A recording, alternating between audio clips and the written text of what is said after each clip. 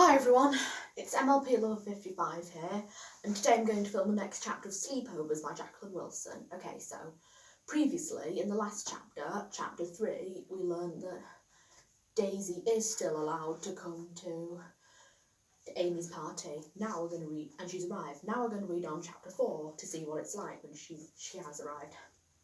Chapter 4. I was very glad I hadn't worn my teddy dress. Everyone was wearing tops and trousers. Emily said she specially liked my top with the silver starry pattern. I twinkled just like stars. Amy liked her metallic pens a lot. Wow, I love these pens. Now I've got one of every single colour. Let's try 'em out, eh? We don't want to do writing at a party, said Chloe. Let's play some music and dance. So we all trooped into Amy's living room. It had big red velvet sofas and fluffy white rugs and lots of china ornaments. We can't have velvet and furry things at home because Lily makes too much mess and she waves her arms about too much for any china ornaments to be safe.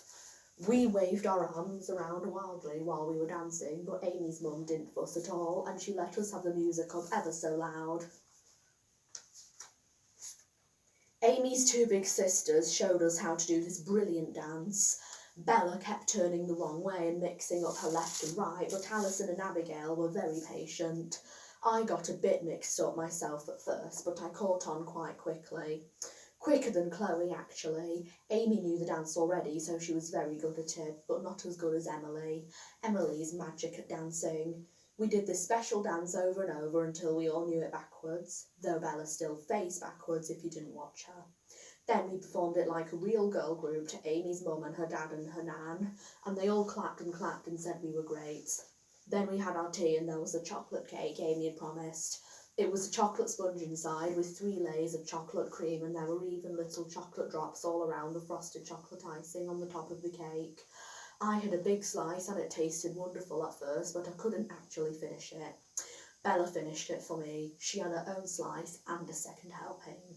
Bella was astonishing.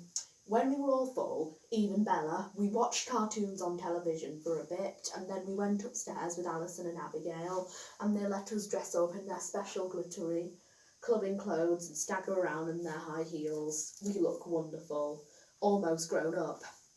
Amy is so lucky having big sisters like Alison and Abigail. Abigail is only 3 years older than Lily.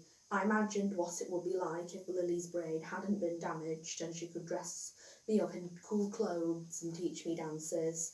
I felt a little bit sad, but then we watched some more funny shows on television. Amy can get ever so many different channels, and I cheered up. I felt especially pleased that when we all sat together on the beautiful red velvet sofa, I was in the middle, with Amy one side and Emily the other. I didn't get so lucky when we all went up to Amy's bedroom to sort out who was sleeping where. Amy has bunk beds, so Bella got to go on the top bunk above Amy. Amy's mum had made up a mattress on most of Amy's floor for 2 more girls. That's fine for Emily and me, said Chloe. It's a very big mattress, said Emily. I'm sure there's heaps of room for Daisy too. No, it would be too much of a squash, said Chloe firmly.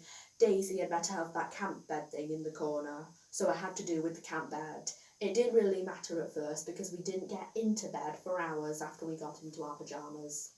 We all played trampolines on the mattresses and sang along to tapes on Amy's cassette recorder and painted our nails all different colours with Alison and Abigail's old nail varnishes. Amy's mum put her head round the door at 10 o'clock and said she thought we should start settling down. We didn't settle down for ages and ages. After we'd all gone to the bathroom together and cleaned our teeth and squirted each other with Amy's dad's shaving foam, Bella said she felt peckish. Amy ran down to the kitchen and came back with a big bag of crisps and the remains of the birthday cake. We nibbled crisps and ate baby slices of cake, as if we were sitting up properly at the tea table. But then we started messing around, scraping icing off the top of the cake with our fingers and seeing how many crisps we could put in our mouths all at once. Bella made herself a chocolate cake crisp sandwich. She said it tasted totally delicious. She wanted us all to try a bite, but I decided not to. Emily had a big bite to please Bella, and then went very, very quiet. What's up with you, Emily? Said Chloe. You're not sleepy already, are you? No, I just feel a bit sick, said Emily in a tiny voice. Yuck, I'm not sure I want to share the mattress with you now. You're not to be sick on me, said Chloe. I won't actually be sick, said Emily, but she didn't sound too sure. Amy's mum said we really had to get into bed now. She looked a little fussed about the crisp crumbs and chocolate smears, but she couldn't get really cross on Amy's birthday. She made us all go and clean our teeth again and do a last wee, and then we all got into our different beds and she said goodnight and switched off the light. We didn't go to sleep, of course. Amy and Bella and Chloe and I talked and talked. Emily didn't say anything. Are you asleep, Emily? I asked. No, said Emily. You're not still feeling sick, are you? Said Chloe. No, said Emily. But after a minute she got out of bed and ran to the bathroom. Yuck, yuck, yuck. She is going to be sick, said Chloe. Maybe I should call my mum, said Amy. I'll go and see if she's all right, I said. I went to help Emily. When she'd finished being sick, I mopped her up and gave her a drink of water and put my arm round her.